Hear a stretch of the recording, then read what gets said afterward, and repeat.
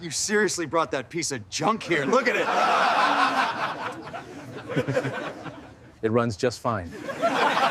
Outrun me with that junk car, and I will sign my firm over to you tonight. The millionaire's voice cut across the track like a slap. His grin was wide, cruel, sure of itself. Cameras hovered, rich friends laughed, and the black driver in the battered old car sat still, hands on a cracked steering wheel. Didn't argue, he didn't beg. He only looked ahead, calm as stone, because he knew something none of them did. This wasn't a gamble to him.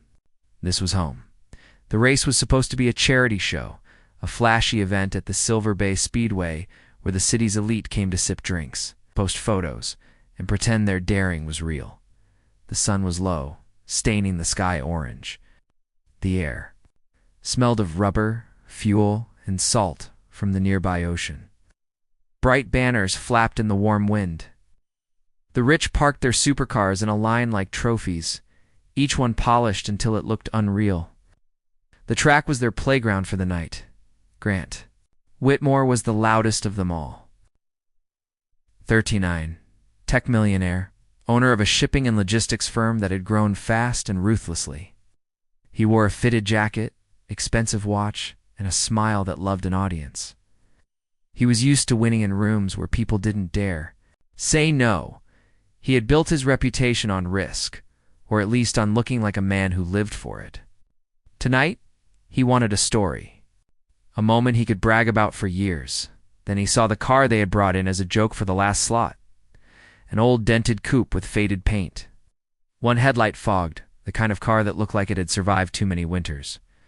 It had been donated by a local garage for fun. The crowd laughed when it rolled in. Someone called it a lawnmower. Someone else said it belonged in a museum. Grant loved the laughter. He loved how easy it felt to pick a target. The driver stepped out and the laughter quieted into a new kind. Of stare, his name was Marcus Cole. Mid-40s, black, tall, lean, with a calm face that didn't seek approval. He wore simple racing gloves and a plain dark tee. No sponsors, no entourage. Just a quiet presence that made the track feel smaller. He walked with the relaxed balance of someone who has spent a lifetime listening to machines and wind. Grant looked him over and smirked, already certain of the story he wanted to tell. He asked who Marcus was. The organizer said he was a late replacement, brought in by the garage owner, who insisted his friend should drive the donated car. Grant chuckled and decided to make the night bigger. He proposed the bet. Marcus could outrun Grant's brand new supercar in that junk car. Grant would sign his firm over. If Marcus lost, he would publicly admit he'd never belonged on this track and walk away with a small cash prize that Grant would toss him like mercy. The crowd oohed. Phones lifted. The organizers hesitated, but Grant waved them off. He was wealthy, enough to turn bad ideas into applause. Besides, he didn't believe there was any risk. A junk car against a supercar was not a contest. It was content. Marcus listened, without blinking. He asked one question. Are we racing 1 lap or 3?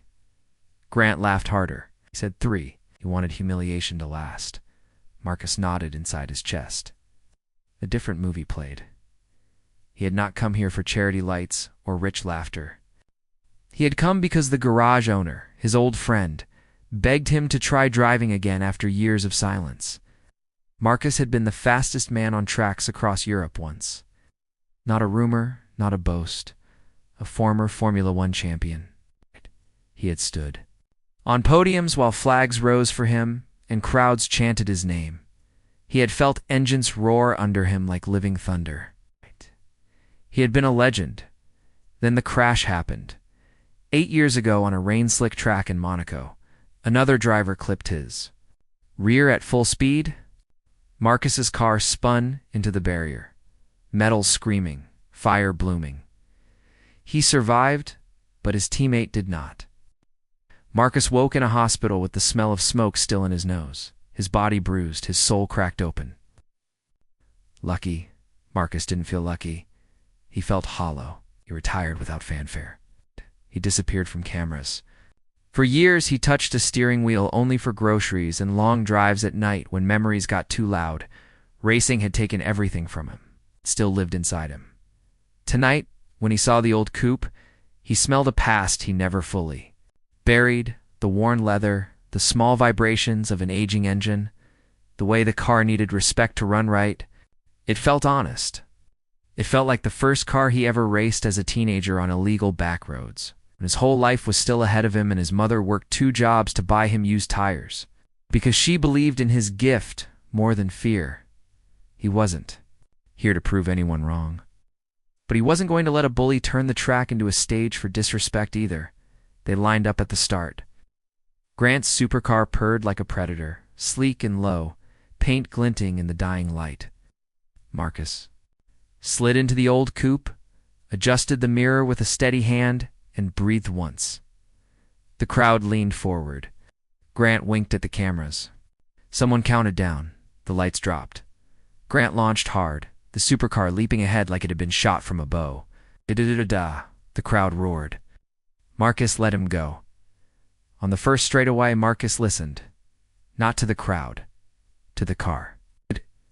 He felt the slight pull to the right, the delay in throttle response, the way the rear tires needed a gentler entry into speed. He wasn't driving a miracle. He was driving physics, timing, and trust. At the first turn, Grant braked late, trying to show off. Marcus braked earlier, smoother, letting the coupe settle before he cut a clean line through the apex. Car held the curve like it was grateful for someone who knew how to speak its language. Grant came out fast but wide. Marcus came out tight and efficient. The gap shrank. The second lap was where the rich laughter began to fade. Grant's confidence turned sharp. He pushed harder, but his lines got sloppy, kept looking in mirrors instead of forward. Marcus stayed calm, hands light, eyes far ahead. Every corner he took was quiet and perfect. The coupe wasn't faster in raw power. It was faster in being driven correctly. On the third lap, the crowd fell into a silence that tasted like disbelief. Marcus drafted behind Grant down the long straight, using the slipstream to pull closer. At the final hairpin, Grant tried to block. Cutting too early, his supercar's rear lost grip for a breath. He sliced inside with a smooth late turn, tires gripping, engine whining like it had forgotten it was old. He came out of the corner ahead. The finish line rushed at them. Grant's car screamed alongside. But he was half a length behind when they crossed. The checkered flag waved. The track went still for one stunned heartbeat, then noise exploded. Everywhere Grant slammed his brakes, face pale, hands shaking. He stepped out like a man waking from a bad dream. The cameras were still rolling, but now they weren't laughing with him. They were looking through him. Marcus climbed out slowly. He didn't lift his arms. He didn't taunt. He just stood. Beside the coupe, breathing in the smell of rubber and sunset, feeling old ghosts settle. People crowded him, asking who he was, how he did it, what his secret was. Marcus looked at them kindly but didn't answer right away. Silence carried weight. The organizer, trembling with excitement, recognized him first. He whispered the name under his breath like it was a prayer. Marcus Cole, the former F1 champion. The whisper ran through the crowd like fire. Grant heard it and froze. His mouth opened, then closed. He swallowed his pride so hard it hurt. He walked toward Marcus, not knowing what to say in front of all these witnesses. Marcus didn't gloat. He didn't need to. He said one line, calm and clear for everyone. To hear power is loud, skill is quiet. Grant looked down, ashamed in a way money couldn't buy off. He admitted he had underestimated him. He admitted he had made a cruel bet because he wanted an easy win. His voice wavered. The crowd watched a man learn humility in real time. Marcus told him to keep his firm. He said he hadn't raced for money. He raced because respect matters, and because some gifts don't die even when you try to bury them. Then he walked back to the old coupe, placed one hand on the roof, like he was greeting an old friend, and smiled for the first time that night. Later, when the lights went down and the rich drifted away, Marcus sat alone in the driver's seat with the door open. The ocean wind brushed his face. The track was quiet now. He felt the ache of memory, yes, but also something new, not healing yet, but a start. Sometimes life brings you back to what you lost, not to punish you, but to remind you that you are still here. Sometimes the people who laugh the loudest are the ones who need the lesson most. If this story moved you, comment where you're watching from and tell us what you think real strength looks like.